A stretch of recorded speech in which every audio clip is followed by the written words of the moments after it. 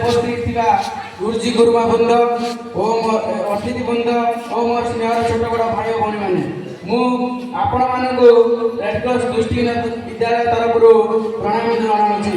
संविधान में वर्णित हो प्रत्येक नागरिक समान अधिकार पाइबा दरकार। सही दृष्टि जड़े भिन्नक्षम किपरि समान अधिकार पाइपर आम छोटिया नाटक द्वारा उल्लेख करने चाहूँ। नाटकटी ना हूँ आमे भी समर्थ। नाटकटी प्रथम दृश्य आपण मैंने देखा पाइबे गोटे गाँव में गोटे परिवार रोते माता पिता और पुत्र थे। पुत्र होती दिव्यांग। आसतु देखा नाटकटीर प्रथम दृश्य।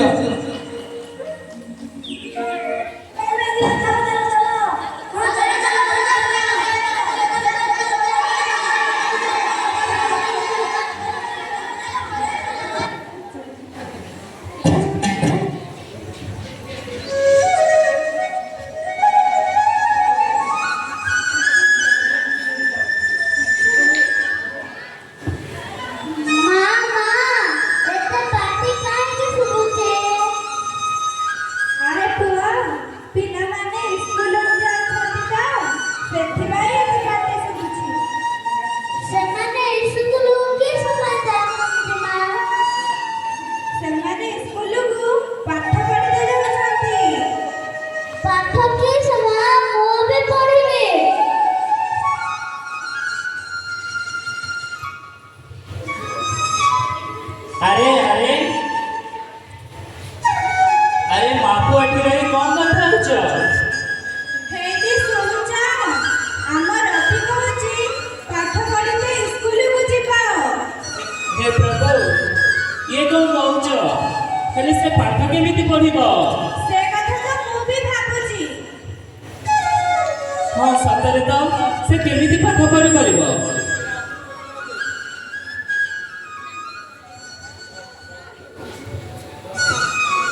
की गनानी की तो कथा होच बा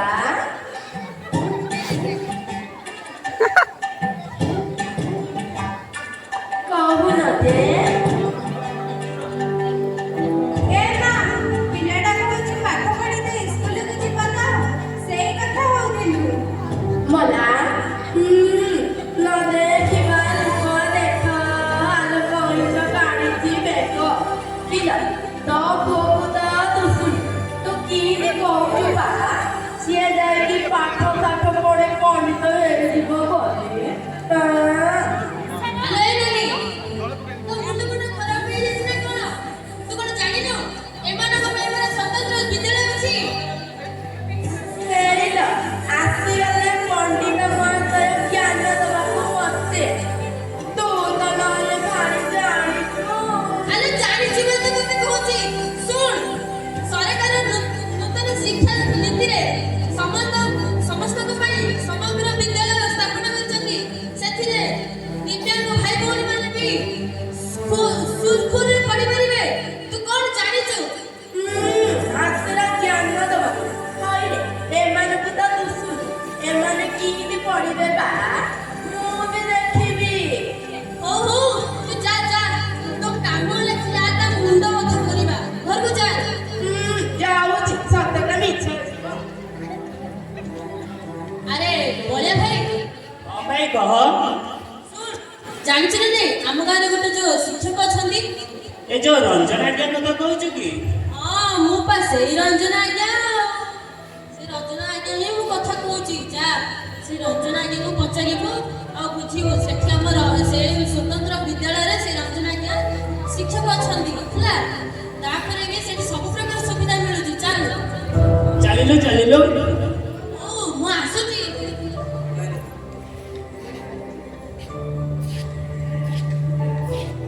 आसीबी आज्ञा आसंत आज्ञा नमस्कार। नमस्कार।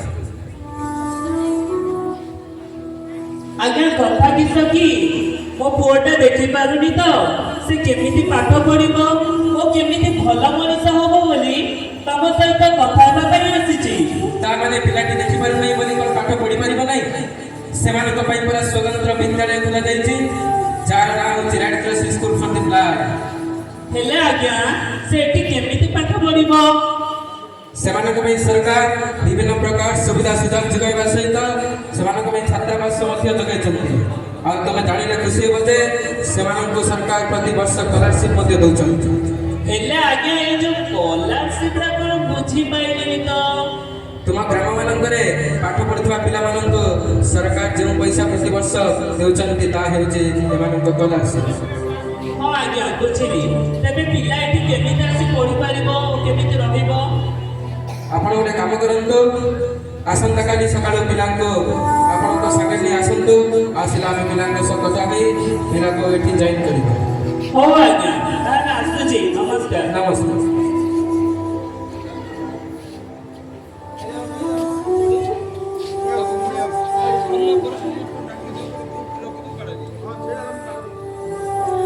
ବାସନ୍ତୀ, ବାସନ୍ତୀ।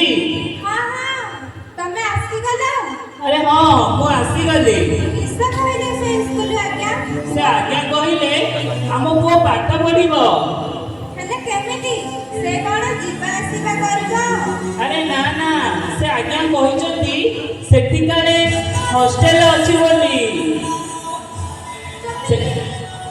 ସେଠି ରହି ସେ ପଢାପଢି କରିବ। ତମେ ଇଏ କଣ କହୁଛ? ମୋ ପୁଅ ସେଠି କେମିତି ରହିବ? ତୁମେ ବିନା ରହିପାରିବ ରବି? ତୁମେ ବିନା ରହିପାରିବନି ରବି? ଆରେ ଆରେ ଆରେ ବାସନ୍ତୀ, ସେମିତି ହେଲେ କେମିତି ହବ? ଆମେ ତ କିଛିଟା ପଢିଲେନି, ସେଥିପାଇଁ ଆଜି ଅଶିକ୍ଷିତ। ଯଦି ଆମ ପୁଅଟା କିଛି ପଢିବ ତାହେଲେ ସେ ଭବିଷ୍ୟତରେ କିଛି ଗୋଟେ ହେଇପାରିବ, ଗୋଟେ ଭଲ ମଣିଷ ହୋଇପାରିବ। ମୁଁ ଜାଣିଛି ତମେ ଯାହା ବି କରିବ ତା ଭଲ ପାଇଁ ହିଁ କରିବ।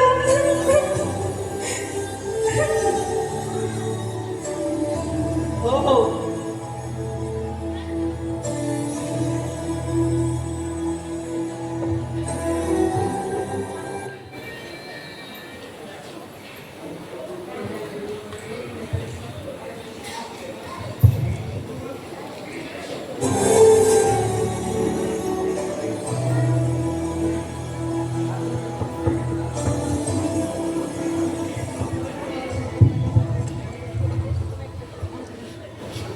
ଆସନ୍ତୁ ଦେଖିବା ତା ପରଦିନ ରବିର ସ୍କୁଲ ଜଏନ୍ ହେବା ଦୃଶ୍ୟ। ରବି, ବାବା ରବି, ବାବା ତୁ ସ୍କୁଲ ଯିବୁ?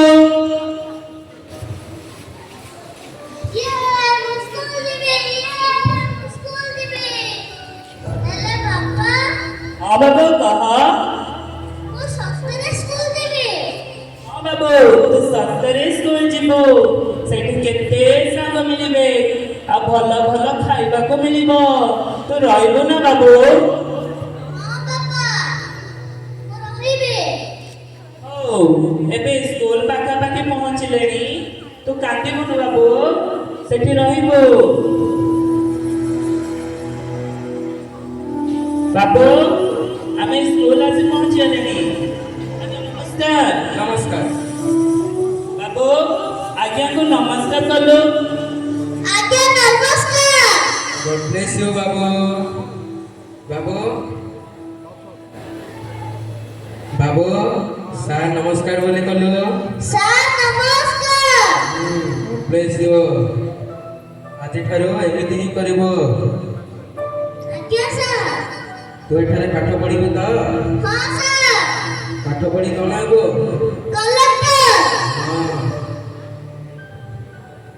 ହେଲେ ଆଜ୍ଞା ସେଠି କେମିତି ପାଠ ପଢିବ ଓ କେମିତି ରହିବ, ତା ଦେଖାଶୁଣା କେମିତି କରାଯିବ? ତୁମେ ପରା ରବିର ବାପା। ଆଜ୍ଞା ତାହେଲେ ତୁମେ ଏତେ ଟେନସନ୍ ନେଉଛ କାହିଁକି? ତୁମ ପୁଅ ଦିନେ ଭଲ ପାଠ ପଢି ଭଲ ମଣିଷ ହବ ଏବଂ ସେ ଭଲ ମଣିଷ ହେବା ସହିତ ଏ ଦେଶର ନାଁ ରଖିବା ସହିତ ତୁମ ଘରର ଗୋଟିଏ ଉଜ୍ଜଳ ସନ୍ତାନ ହୋଇ ଆମ ବିଦ୍ୟାଳୟର ନାଁ ରଖିବ। ତୁମେ ସେଥିପାଇଁ ଜମା ବି ଟେନସନ୍ ନିଅନ୍ତୁ। ରବି, ରବି ତୁ ରହିବୁ ନା ବାବା? କାନ୍ଦିବୁନି ନା? ସାରଙ୍କ କଥା ମାନି ରହିବୁ ନା ବାବା?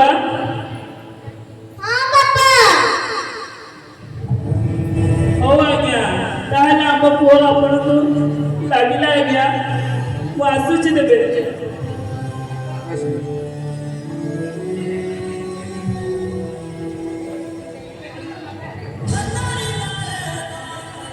କିଛି ବର୍ଷ ପରେ ରବି ସେଠାରେ 10ମ ଶ୍ରେଣୀରେ ଉତ୍ତୀର୍ଣ୍ଣ ହେଲା ଓ ଉଚ୍ଚ ଶିକ୍ଷା ନିମନ୍ତେ ଯାଇ ସେଠାରେ ମଧ୍ୟ ଉତ୍ତୀର୍ଣ୍ଣ ହେଲା। ଆସନ୍ତୁ ଦେଖିବା ତା ପରବର୍ତ୍ତୀ ଦୃଶ୍ୟ।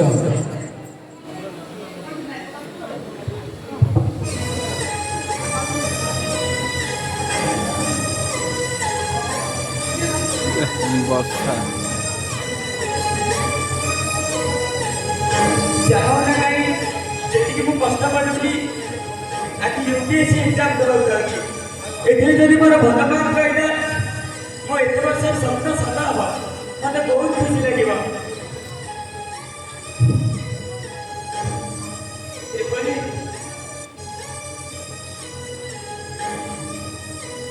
ଭାଇ ତୁମର ନେମ୍ କ'ଣ? ମାଇ ନେମ୍ ଇଜ୍ ରବି। ତୁମ ନାଁ କ'ଣ? ମୋ ନାଁ ମଲ୍ଲିକା। ତୁମେ କାହିଁକି ଏଠାକୁ ଆସିଛ? ମୁଁ ଏଠାକୁ ୟୁପିଏସସି ଏକ୍ଜାମ ଦେବା ପାଇଁ ଆସିଛି। What? UPSC exam ଦେବାକୁ ଆସିଛ? Why not? Because of your height. ତୁମେ କେମିତି ସେ exam ଦେଇପାରିବ? ତାହେଲେ କ'ଣ ହେଲା? ଜଣେ ବ୍ଲାଇଣ୍ଡ କ'ଣ ୟୁପିଏସସି ଏକ୍ଜାମ ଦେଇପାରିବନି? No, it is impossible. ତୁମେ exam ଦେଇପାରିବନି। କାହିଁକି ଏଇଟା ଇମ୍ପସିବଲ୍? ସବୁ ପସିବଲ୍। କାରଣ ଆମେ ଯଦି ଚେଷ୍ଟା କରିଥିବୁ ତାହେଲେ ଆମେ ପସିବଲ୍ କରିପାରିବୁ। ତୁମେ ନା ଯାହା କରିପାରିବ ତାହା କର। ଭାବନା ପୁଣି ଆକାଶର ଚନ୍ଦ୍ରଗ୍ରହଣକୁ କାହିଁକି ଚେଷ୍ଟା କରୁଛ? ସେମିତି କାହାକୁ ଦେଖିବାକୁ ଚେଷ୍ଟା କରନି ଭଉଣୀ। କାରଣ ଛୋଟ ଦୀପର ଶିଖାଟିଏ ମଧ୍ୟ ଘନ ଅନ୍ଧାରକୁ ଦୂର କରେ। ସେଇଭଳି ଭାବେ ସମସ୍ତଙ୍କ ମଧ୍ୟରେ ଦେଖିବାକୁ ଚେଷ୍ଟା କର। ମୁଁ 100% ଗ୍ୟାରେଣ୍ଟି ଦେଇ କହୁଛି ଯେ ତୁମେ ଏକ୍ଜାମରେ obviously ଫେଲ୍ ହେବ। So all the best. ଠିକ୍ ଅଛି, ସେଥିପାଇଁ ମଧ୍ୟ ମୁଁ ଗ୍ରହଣ କରୁଛି। Thank you. Okay.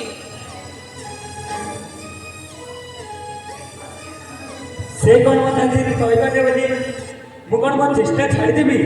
ନା, ଯଦି ମୁଁ ଗୋଟେ ରାଇଟରଟେ ଖୋଜିଲି, ମୁଁ ଯଦି ଲେଖିପାରିବି ତାହେଲେ ତ ମୁଁ ନିଶ୍ଚିତ ପାସ୍ ହେବି। ମୋ ସ୍ୱପ୍ନ ପୂରଣ ହବ।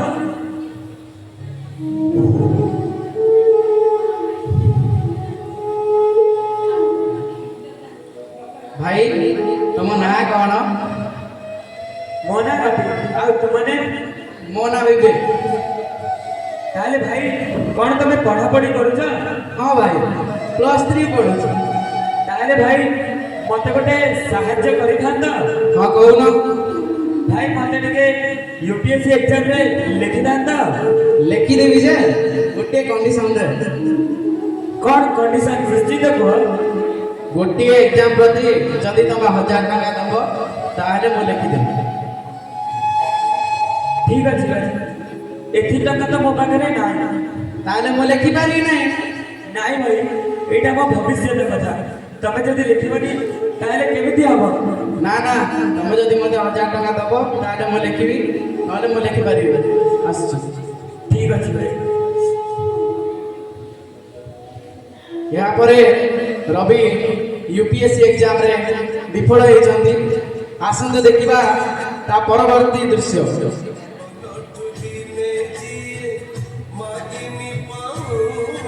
ଏତେ ଯାହା କଷ୍ଟ କରୁଥିଲି, ଗୋଟେ ଥର ତ ସବୁ ସ୍ୱପ୍ନ ଭାଙ୍ଗିଗଲା। ଏତେ କଷ୍ଟ ଫଳ ତ ଆମର କିଛି ରହିଲାନି। ଯାହା ଟଙ୍କା ନଥିଲା ବୋଲି ମୋ ସ୍ୱପ୍ନକୁ ମୁଁ ସତ କରିପାରିଲିନି। ଦେଖିବା, ଗୁରୁଙ୍କୁ ତ ଦେବତା କୁହାଯାଏ। ସାରଙ୍କୁ ଫୋନ କରିବା, କ'ଣ ଉପାୟ ଜାଣିଥିବା ପରା।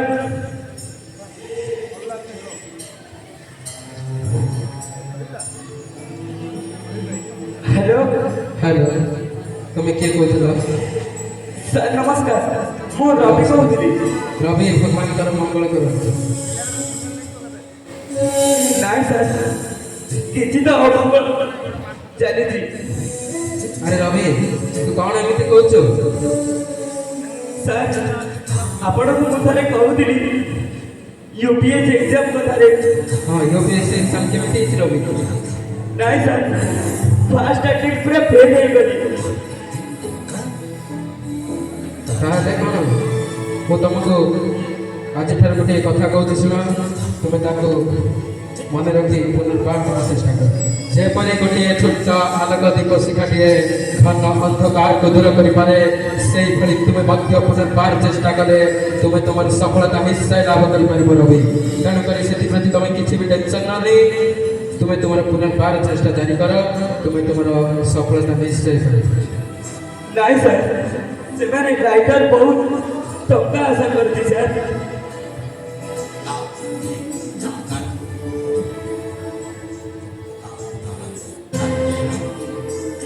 ଆଉ ରବି, ତୁମ ପଢ଼ାପଢ଼ି ବାବଦରେ ଯାହା ବି ଖର୍ଚ୍ଚ ହେବ ମୁଁ ମୋ ନିଜ ପଇସାରୁ ତୁମକୁ ତୁମ ପଢ଼ାପଢ଼ି ପାଇଁ ମଧ୍ୟ କିଛି ଖର୍ଚ୍ଚ କରିଦେବି। ତେଣୁକରି ତୁମେ ସେଥିପ୍ରତି ଜମା ବି ଟେନସନ୍ ନ ନେଇ ତୁମେ ତୁମର ଚେଷ୍ଟାକୁ ପୁନର୍ବାର ଜାରି କର। ଆଉ ତୁମେ ନିଶ୍ଚୟ ଆପଣଙ୍କର ସହଯୋଗ ପାଇଁ ମୁଁ ଧନ୍ୟବାଦ କରୁଛି ସାର୍।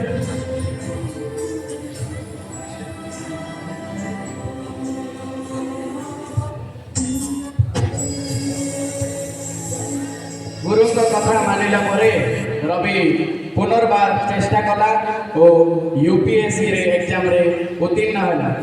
ଆସନ୍ତୁ ଦେଖିବା ତା ପରବର୍ତ୍ତୀ ଦୃଶ୍ୟ।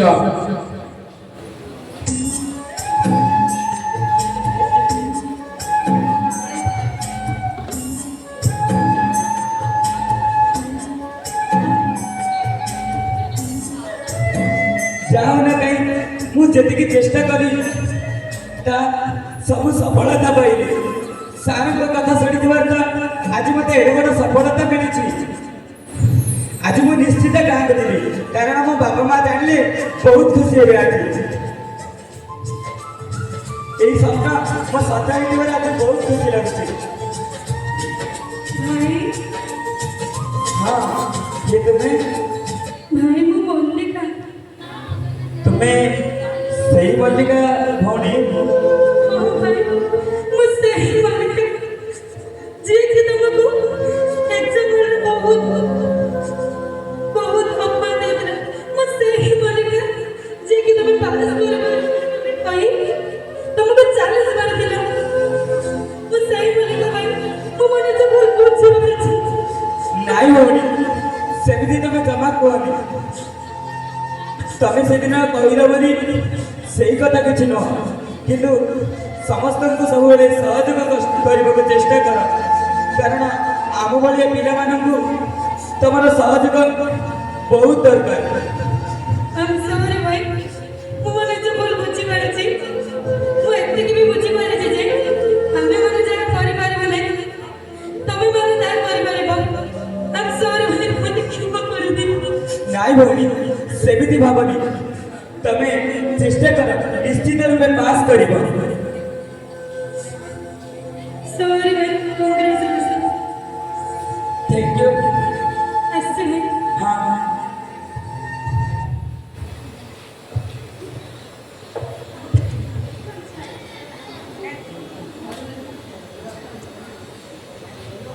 আরে বাসন্তী, বাসন্তী, ହଁ ହଁ, জানিছ জানিছ আজ আম পুଅ রবি আসুচি। ସତରେ ରବି ଆସୁଛି? ହଁ, ସତରେ ଆମ ପୁଅ ରବି ଆସୁଛି। କେତେ ଖୁସି ଲାଗୁଛି। କେତେବେଳେ ଆସୁଛି ମୋ ପୁଅ ରବି? ହେଇବା ଆସିଲାଣି। ନାଇଁ, କୋଉଠି? ବହୁତ ଖୁସି ଲାଗୁଛି ଆଜି ରବି ଆସୁଛି ବୋଲି। ପ୍ରଣାମ ବାପା। ଆରେ ପୁଅ, କୋଉଠି ଥିଲୁ? କେମିତି ଥିଲୁ? ପଢାପଢି ତୋର କେମିତି ସବୁ ସରିଛି? ଭଲ ଅଛୁ ନା ବାବୁ? ହଁ ବାପା, ଭଲ ଅଛି ବାପା। ମୁଁ ଆଉ ଆମର ଆଉ ସବୁ ଦୁଃଖ ପଳେଇଲା ବାପା। ଆମେ ସୁଖରେ ରହିବା। ମୁଁ ଖୋର୍ଦ୍ଧାରେ ସବ୍ କଲେକ୍ଟର ପାଇଛି ବାପା। ରବି ଦେଖୁଛ ବାସନ୍ତୀ, କେମିତି ତମେ ଯୋଉ ପୁଅକୁ ଛାଡୁନଥିଲ ଆଜି କେତେ ବଡ ଅଫିସର ହେଇଛି ଦେଖିଲ ନା? ପ୍ରଣାମ ମା। ତୁ ଭଲ ଅଛୁ ନା ରବି? ହଁ ମା। ତତେ ମୁଁ କେତେ ବର୍ଷ ପରେ ଦେଖୁଛି। ତୋ ଦେହ ଭଲ ଅଛି ନା? ହଁ ମା। ଜାଣିଛୁ ରବି, ତୁ ଚାଲିଗଲା ପରେ ମତେ ଯେମିତି ଲାଗୁଥିଲା ମୋର ସବୁ ସୁଖ କୁଆଡେ ହଜି ଯାଇଛି। ନାଇଁ ମା, ତୁ ଆଉ ସେମିତି କହନି, କାରଣ ଆମର ସବୁ ଏବେ ଦୁଃଖ ପଳେଇଛି। ଏଥର ଆମେ ସୁଖରେ ରହିବା।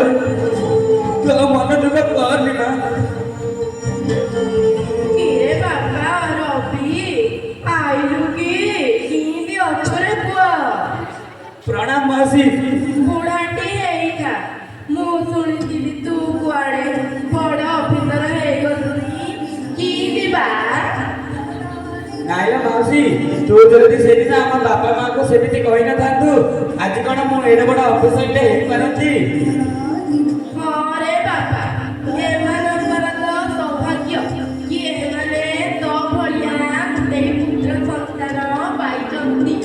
ତୁ ତ ଆମ ଗାଁର ଗର୍ବ ଗୌରବ ଯେ ଆମ ଗାଁର ନାଁ ଉପରକୁ ଟେକିଲୁ।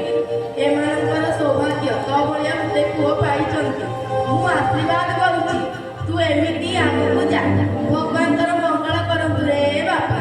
ହଁ ଲୋ ମାଉସୀ, ତୋ ଆଶୀର୍ବାଦ ସବୁବେଳେ ମୋ ସହିତ ରହିବ। ବୁଢ଼ାଟି ହେଇଥା ରବି ରବି ନମସ୍କାର, ପ୍ରଣାମ ସାର୍। ଭଗବାନ ତୋର ମଙ୍ଗଳ କରନ୍ତୁ। ରବି ତୁ କେମିତି ଅଛୁ? ଭଲ ଅଛି ସାର୍। ଦେହ ଭଲ ଅଛି ତ? ଆଜ୍ଞା ସାର୍। ଆଉ ତୋର ୟୁପିଏସ୍ ପରୀକ୍ଷା କେମିତି ହେଇଛି? ଏଥର ବହୁତ ଭଲ ହେଇଛି ସାର୍।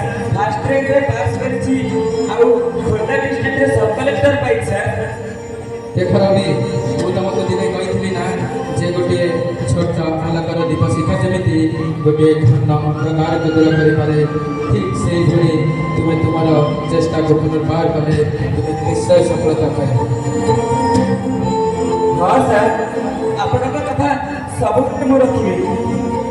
ରବି, ମୋର ଗୋଟିଏ କଥାକୁ ମନେ ରଖ ରବି, ସବୁବେଳେ ଦୁଃଖୀ ଦରିଦ୍ରଙ୍କ ସେବା କରିବା ସହିତ ତୁମର ଭଳି ଦୃଷ୍ଟିବାଦିତ ଭାଇ ଭଉଣୀମାନଙ୍କୁ ଏହି ସମାଜର ମୁଖ୍ୟ ସ୍ରୋତରେ ସାମିଲ କରିବ ରବି। ଠିକ୍ ଅଛି ସାର୍, ଆପଣଙ୍କ କଥା ସବୁବେଳେ ପାଇଁ ମନେ ରଖିଦେବି। ତେଣୁ ଆମେ ଏଠାରେ ଜଣେଇ ଦେବାକୁ ଚାହୁଁଛୁ ଯେ ଯଦି ବି କିଏ କୌଣସି ଭିନ୍ନକ୍ଷମଙ୍କୁ କେବେ ବି ନିଜ ଦୃଷ୍ଟିରେ ନ ଦେଖି ସେମାନଙ୍କୁ ଏହି ସମାଜର ମୁଖ୍ୟ ସ୍ରୋତରେ ସାମିଲ କରିବା ସହିତ ଆମ ଦେଶ ଓ ଆମ ସମାଜର ଅଗ୍ରସର ମଧ୍ୟ ହେବ। ହଁ ଆଜ୍ଞା, ତାହେଲେ ଯାଇ ସମ୍ବିଧାନରେ ଲେଖା ହୋଇଥିବା କଥା ସତ ହେବ ଯେ ପ୍ରତ୍ୟେକ ନାଗରିକକୁ ସମାନ ପ୍ରକାର ଅଧିକାର ମିଳିବା ସହିତ ସେମାନଙ୍କର ପ୍ରତ୍ୟେକ ଇଚ୍ଛା ପୂର୍ଣ୍ଣ ହେବ। ବିଦ୍ୟାର୍ଥୀମାନଙ୍କୁ କେବେ କୋଉ ଗୁଣରେ କାହାଠାରୁ କମ୍ ଅଧିକାର ଚାଲିବ? କାହିଁକି ନା ସେମାନେ ଅକ୍ଷମ ନୁହନ୍ତି, ସକ୍ଷମ। ତେଣୁ ମୁଁ ଏ ସମାଜକୁ ଜଣେଇବାକୁ ଚାହେଁ ଯେ ଆମେ ଯେଉଁ ଅକ୍ଷମ ଆମେ ସମସ୍ତେ ସକ୍ଷମ। ତେଣୁ ମୁଁ ଏତିକି ରିକ୍ୱେଷ୍ଟ କରୁଛି ଯେ ପ୍ରତ୍ୟେକ ଦିବ୍ୟାଙ୍ଗ ଭାଇ ଭଉଣୀମାନଙ୍କୁ ଯେତେ ପାରୁଛନ୍ତି ସେତେ ସହଯୋଗ କରନ୍ତୁ, କିନ୍ତୁ ସେମାନଙ୍କୁ ଅସୁବିଧାରେ ପକାନ୍ତୁ ନାହିଁ। କାରଣ ଆପଣମାନଙ୍କ ସହଯୋଗ ବଳରେ ହିଁ ଆମେମାନେ ଭବିଷ୍ୟତରେ ଦେଶରେ ଏକ ସୁନାଗରିକ ଭାବେ ଗଢ଼ି ଉଠିବୁ। ହଁ ଆଜ୍ଞା, ଆମେ ଯଦି ଭଲ ପାଠ ପଢ଼ିପାରିବୁ, ଆପଣଙ୍କର ଯଦି ସହଯୋଗ ଆମ ସହିତ ଥିବେ ତାହେଲେ ତ ଆମେ କହିବୁ ଆମେ ବି ସମର୍ଥ। ଆମେ ବି ସମର୍ଥ।